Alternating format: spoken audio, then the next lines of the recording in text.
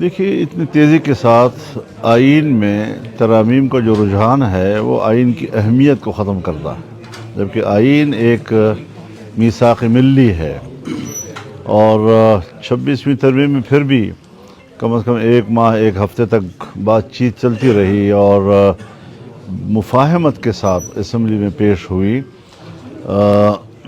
27ویں ترمیم پر تو انہوں نے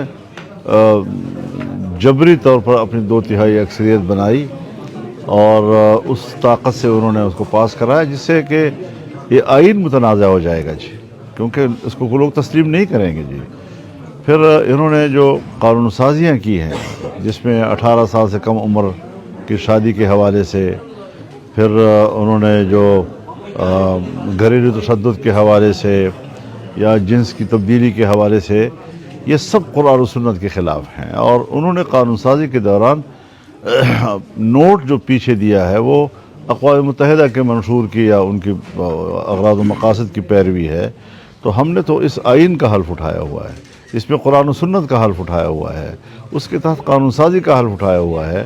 اس طرح کے غیر اسلامی قانون سازی جو ہے تو اس پر ہم نے 22 دسمبر کو کراچی میں تمام دینی جماعتوں اور مختلف مکاتب فکر اور مدارس کا ایک آل پارٹیز کانفرنس بلائی ہے، جس پر اس حوالے سے ایک حتمی رائے ہم قائم کریں گے۔ اچھا مولانا صاحب، پی ٹی آئی کی موجودہ قیادت کی جانب سے 2 روز قبل ایک بیان آیا ہے جس میں انہوں نے کہا ہے کہ ہماری خواہش ہے کہ اداروں سے بات چیت کرنے کے لیے اور حکومت سے بات چیت کرنے کے لیے جو مذاکراتی کمیٹی ہے اس کی سربراہی مولانا فضل الرحمان کرے۔ تو کیا اس حوالے سے پی ٹی آئی نے آپ سے کوئی باضابطہ طور پر رابطہ کیا ہے؟ ہاں، بیان ہی دیا ہے نا، میرے ساتھ تو کوئی بات نہیں ہوئی۔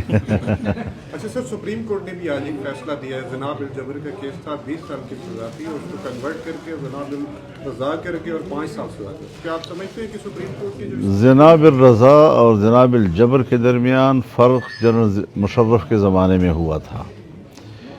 یہ فرق قرآن و سنت کے تعلیمات کے منافی تھا۔ اب مشکل یہ ہے کہ اگر زنا کا مسئلہ ہو تو وہاں سہولتیں مہیا کی جا رہی ہیں، اور اگر جائز نکاح کا مسئلہ ہو تو اس میں مشکلات پیدا کی جا رہی ہیں، اس کے لیے رکاوٹیں پیدا کی جا رہی ہیں۔ یہ تو خود حکمران اپنے اسلامی جمہوریہ کی نفی کر رہے ہیں کہ اس کی جو اسلامی تصور ہے، قرآن و سنت کے مطابق قانون سازی ہے، تو یہ چیزیں جو ہیں ان کے مینڈیٹ کو تباہ کر رہی ہیں۔ تو ہمارا خیال یہ ہے کہ نمبر 1، ان کو مینڈیٹ ہی حاصل نہیں ہے، وہ ایک جعلی مینڈیٹ کے ساتھ حکومت کر رہے ہیں۔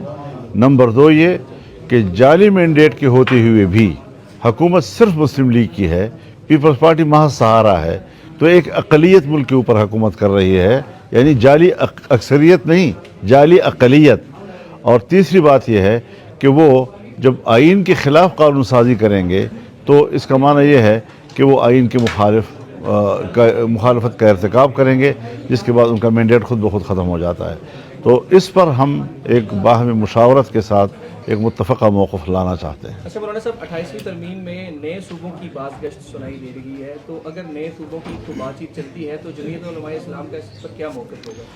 دیکھیے، اصولی طور پر بات چیت اور ہے، لیکن کیا عملی طور پر آپ کر سکیں گے یا نہیں؟ آپ نے فاٹا کو مرج کیا صوبے میں، اور ہم کس حد تک مخالفت کرتے رہے، دلیل کی بنیاد پر کرتے رہے، اور اس کے انجام سے ان لوگوں کو آگاہ کرتے رہے، ان کے نقصانات سے ان لوگوں کو آگاہ کرتے رہے، لیکن اسٹیبلشمنٹ جو ہے وہ اپنے آپ کو عقل کل سمجھتی ہے۔ اب عقل کل سمجھنے والے آج کہتے ہیں کہ نہیں، وہ بھی غلط ہوا تھا، اور یہ جو رہے صحیح صوبے ہیں ان کو بھی تقسیم کر دو۔ اب رہے صحیح صوبوں کو تقسیم کرنے کے لیے کیا زمینی ماحول تیار ہے، یا کل پھر ہم روئیں گے کہ ہم نے تو ملک توڑ دیا؟ لہذا اس حوالے سے سب چیزوں کو ابتدا سے نہیں سوچنا چاہیے۔ اچھی سوچ ہوتی ہے، اس کا آغاز بھی وہ اچھی نیت سے کرتے ہیں، لیکن جس کو تدبیر کہتے ہیں، جس کو تدبر کہتے ہیں، اس کا معنی یہ ہے کہ معاملات کے انجام پہ نظر رکھنا۔ تدبیر اور تدبر دونوں کا مادہ دال بیرے ہے، النظر علی دبر الامور، معاملات کے انجام پہ نظر رکھنا. تو یہ لوگ بات تو کر لیتے ہیں، کرنے کے بعد پھر کہتے ہیں ہم طاقتور ہیں، تو جو ہم سوچے کہ وہی ہوگا تو پھر طاقت کے ذریعے وہ کر بھی لیتے ہیں.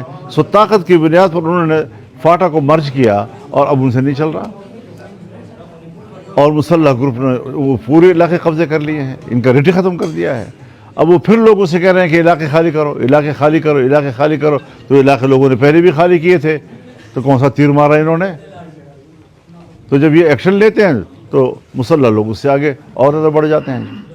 اس کا معنی یہ ہے کہ پالیسی میں کہیں جھول ہے، پالیسی میں کہیں خلا ہے، پالیسی میں کہیں غلطی ہے. میں دعوے سے کہتا ہوں کہ 78 سالوں میں نہ پاکستان کی افغان پالیسی صحیح رہی ہے، اور نہ اس وقت 20-40 سالوں سے جو ہم دہشت گردی کے خلاف پالیسی کی بات کرتے ہیں، نہ وہ کوئی نتیجہ خیز ثابت ہو رہی ہے. لہذا طاقتور قوتوں کو سوچنا چاہیے کہ معاملات سیاستدان طے کرتے ہیں. طاقت جو ہے وہ تو اگر سیاستدان کہیں گے تو پھر طاقت استعمال ہوگی نا. تو وہ طاقت ضرور ہیں، اچھی طاقت ہے ہماری پاکستان کی، لیکن وہ عقل کل تو نہ سمجھا اپنے آپ کو نا. حضرت یہ جو پڑوسیوں کے ساتھ جو تعلقات خراب ہیں، جی پڑوسیوں کے جو ساتھ تعلقات خراب ہیں، اس وقت سے آپ کیا کہیں گے کہ یہ پاکستان کس رخ میں جائے گا؟ میرے خیال میں ہمیں اجتماعی رائے قائم کرنی چاہیے. تو اس پر جب 22 تاریخ کو تمام علماء مختلف مکاتب فکر کے اکٹھے ہوں گے تو وہ ایک اجماعی رائے اس حوالے سے قائم کر لیں گے. مولانا صاحب آخری سوال، بانی پی ٹی آئی سے ملاقاتیں نہیں ہونے دی جا رہی، تو کیا سمجھتے ہیں کہ ایک جمہوری ملک کے اندر ایک جمہوری پارٹی کے سربراہ سے ملاقاتوں کا نہ ہونے دینا اس معاملے کو کس نظر؟ دیکھیے بات یہ ہے کہ میں تو یہ بھی کہوں گا کہ وہ کیوں گرفتار ہے، میں تو یہ بھی کہوں گا کہ ان کے ساتھ ملاقات کی اجازت کیوں نہیں دی جا رہی. نہ میں سیاستدانوں کی گرفتاری کے حق میں ہوں، نہ میں سیاستدانوں کے ساتھ ملاقات کو بند دیکھنا چاہتا ہوں. لیکن اب یہ ہے کہ حکومت جو ہے وہ کس کی ہے اور اصل حکومت پھر کس کی ہے. تو ان کی پالیسیاں ہیں، ان کی سوچ ہے، ان کے فیصلے ہیں، اس کے تحت ہم سب زندگی گزار رہے ہیں. سر میں آج ون مور کوسچن. کچھ دنوں پہلے سر اسلام آباد کی کنونشن سینٹر میں علماء کرام کو اکٹھا کیا گیا، اس پہ سر آپ کیا تبصرہ کرتے ہیں؟ میرے خیال میں انہوں نے جو آرمی چیف نے جو نیا سٹیٹس لیا ہے اور اس نئے سٹیٹس کے ساتھ جو اپنے آنے والے مستقبل کا وہ آغاز کر رہے ہیں، تو انہوں نے علماء کے اجتماع سے کیا ہے، تو اچھا گمان کیا جائے. جی